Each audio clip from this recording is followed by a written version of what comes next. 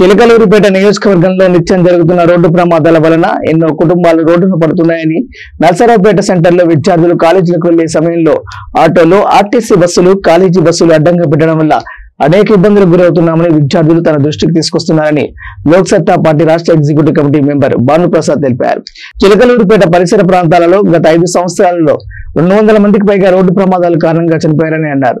ఇప్పటికైనా అధికారులు స్పందించి వెంటనే ట్రాఫిక్ పోలీస్ స్టేషన్, సిగ్నల్ లైట్లు ఏర్పాటు చేయాలని భానుప్రసాద్ డిమాండ్ చేశారు. చిలకలూరిపేట పట్టణానికి సంబంధించినటువంటి డిగ్రీ మొదటి సంవత్సరం చదివేటువంటి యువకుడు నిన్న రోడ్డు ప్రమాదంలో చనిపోవడం జరిగింది. అదే బండి మీద ఉన్న మరో వ్యక్తి ఐసీయూలో చికిత్స పొందుతూ ఉన్నారు.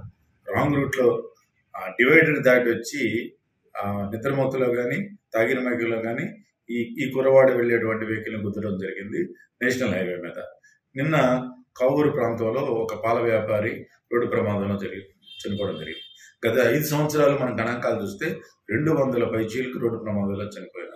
చిలకలూరిపేట పరిసర ప్రాంతంలోనే ఎక్కువగా రోడ్డు ప్రమాదాలు నమోదవుతున్నాయి.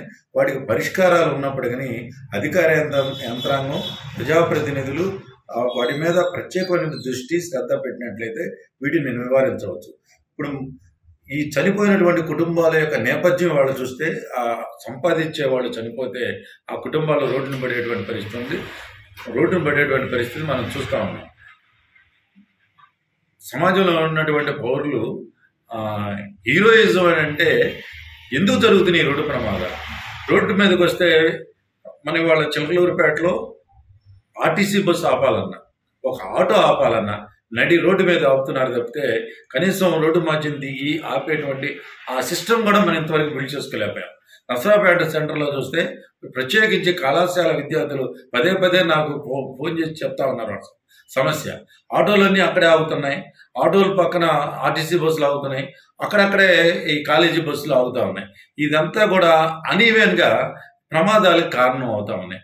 కాబట్టి చిలకలూరిపేట కనుక ఒక ట్రాఫిక్ పోలీస్ స్టేషన్ నూతనంగా వచ్చినటువంటి ప్రభుత్వం కనుక ప్రత్యేక చొరవ తీసుకొస్తే మహిళలు ప్రత్యేకించి చౌతర సెంటర్లో సాయంత్రం వేళల్లో రోడ్లు దాటాలంటే చాలా అసౌకర్యానికి గురవుతా ఉన్నారు. కాబట్టి పోలీసింగ్ను పెంచాల్సిన అవసరం ఉంది. అదే మాదిరిగా చిలకలూరిపేట పట్ల గతంలోనే పార్లమెంట్ సభ్యులు వారు నిధులు ఇస్తా ఉన్నారు ట్రాఫిక్ సిగ్నల్ లైట్లకి. అట్లాంటి వాటి మీద దృష్టి పెడితే యువత మనకు మంచి పేరు వస్తుంది.